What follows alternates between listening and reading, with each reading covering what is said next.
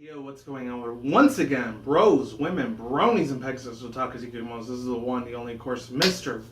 Nintendo Sony Free 2011 and K Criticism Guide 2009. Of course, you guys are restaurant just channel. Check out freedom.com. Of course, Trump is on that.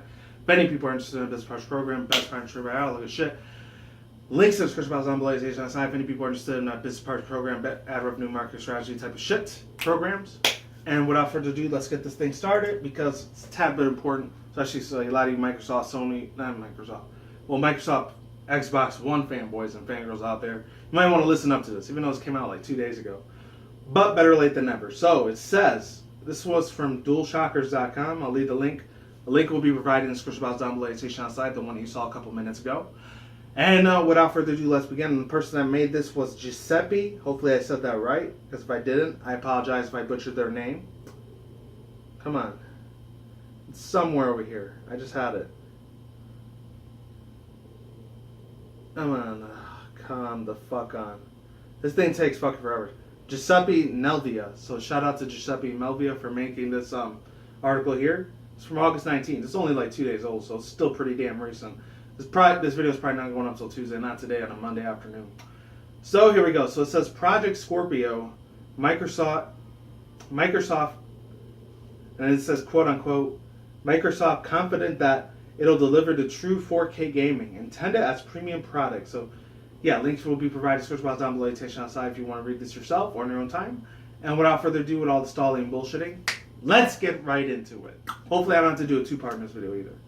So it says Project Scorpio's 6 teraflops of computing power are certainly impressive when it is compared to other consoles.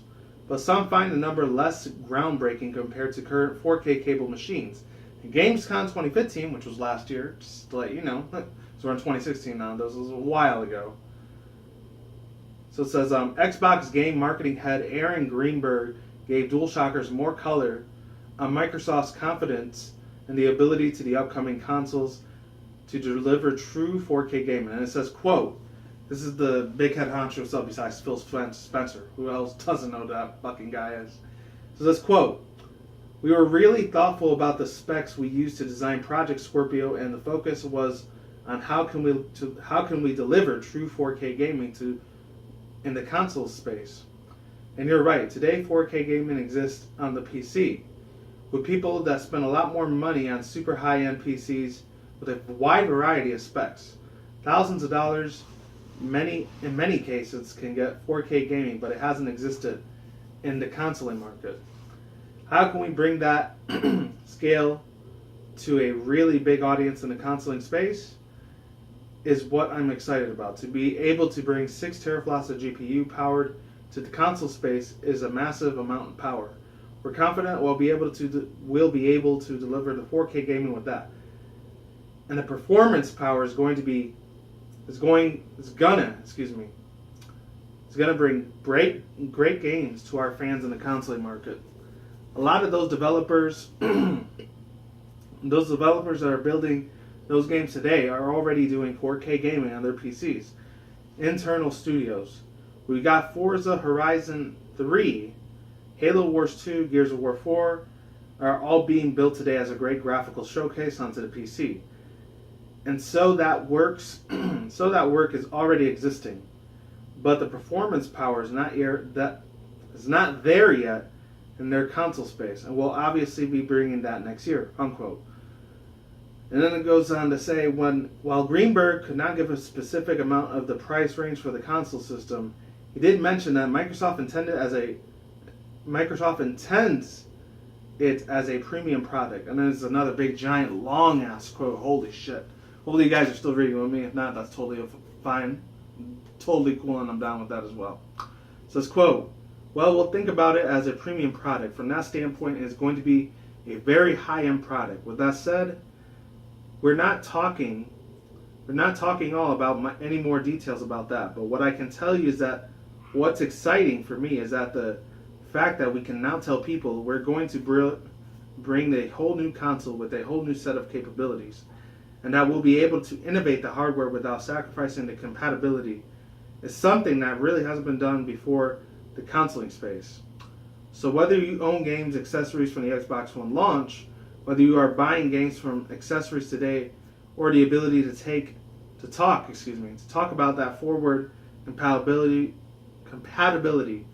of those products, it's something we're really excited to hear about, and to promise that they are now into the future.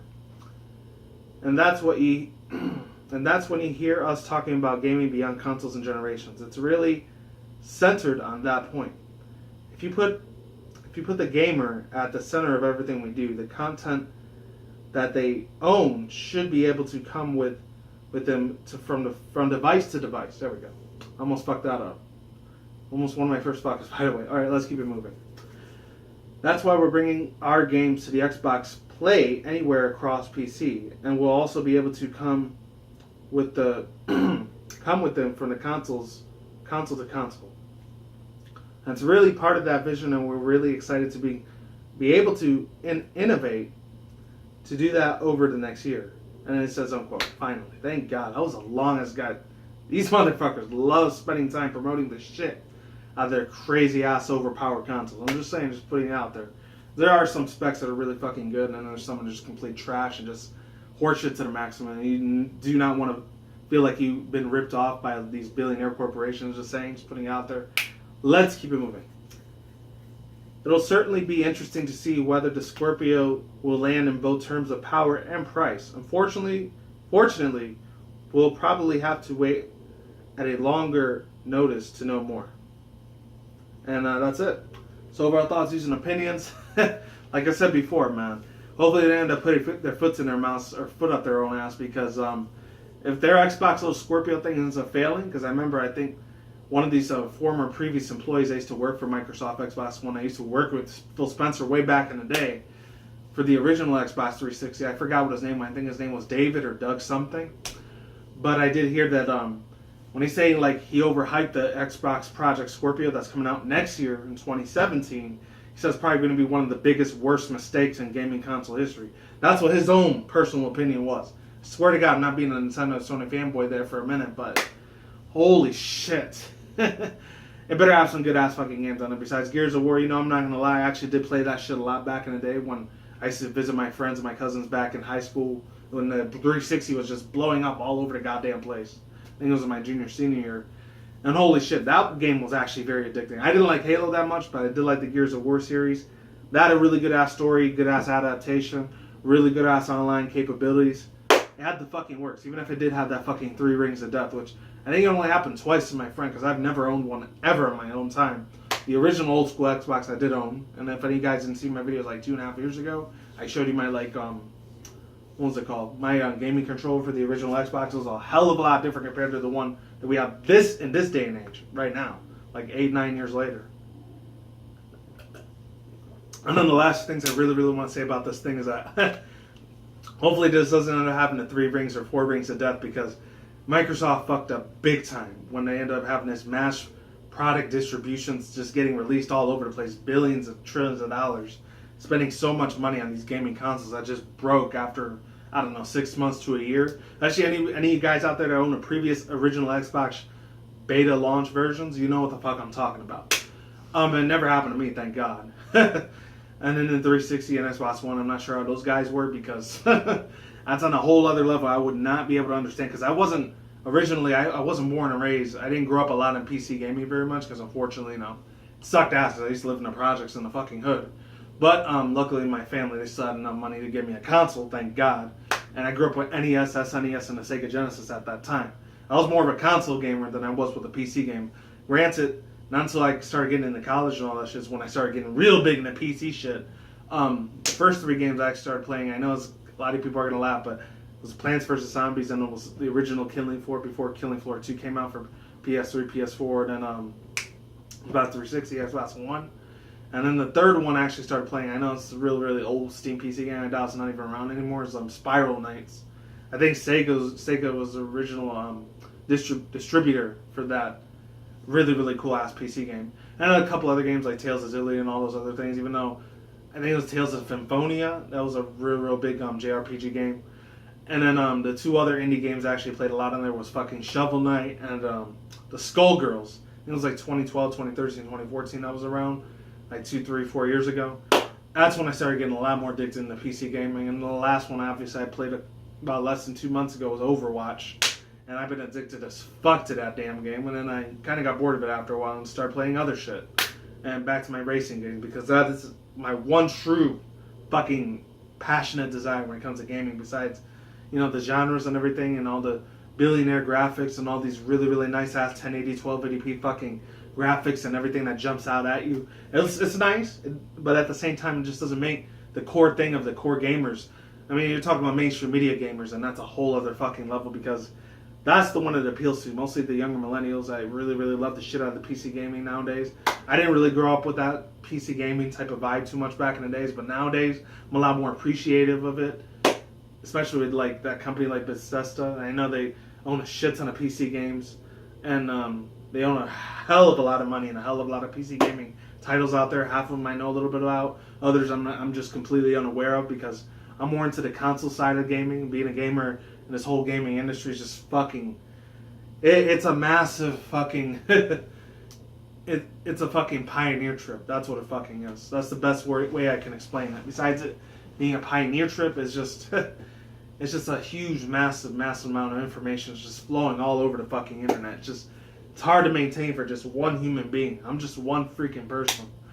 And to know every single little like video game out there from oldest to newest, you'd have to be you have to have a brain of a machine or a fucking god to know every single PC gaming console or title, or have a Wikipedia little like site open for you, even though half the time that website always gets changed every fucking day with the information.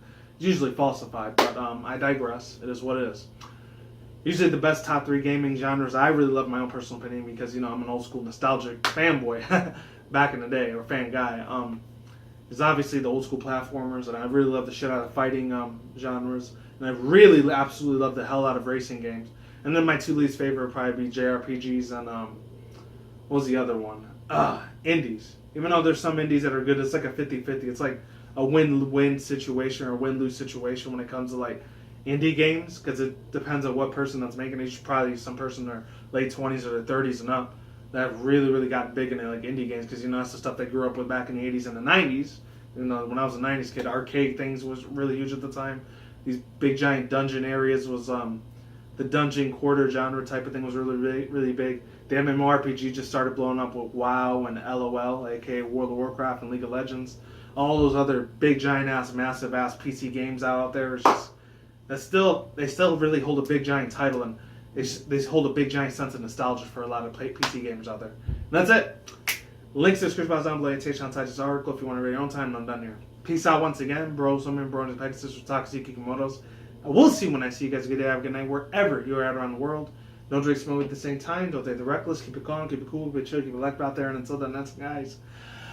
Peace out, ladies and goodbye. Stay tuned. More videos coming soon. Brand new videos on share almost every single day. Stay in the grind. Stay safe. Stay healthy. Be easy. Be do to yourself. Peace out. I'm like sauerkraut. I'm going to get a ladder. Stay tuned. More future content channel. Stay tuned. More updates. Stay safe, everyone. Stay tuned. More future content channels such as Nintendo, Sony, Microsoft, PC gaming news, and of course anime, manga, article session reviews on this side of the room this September in less than 2 weeks.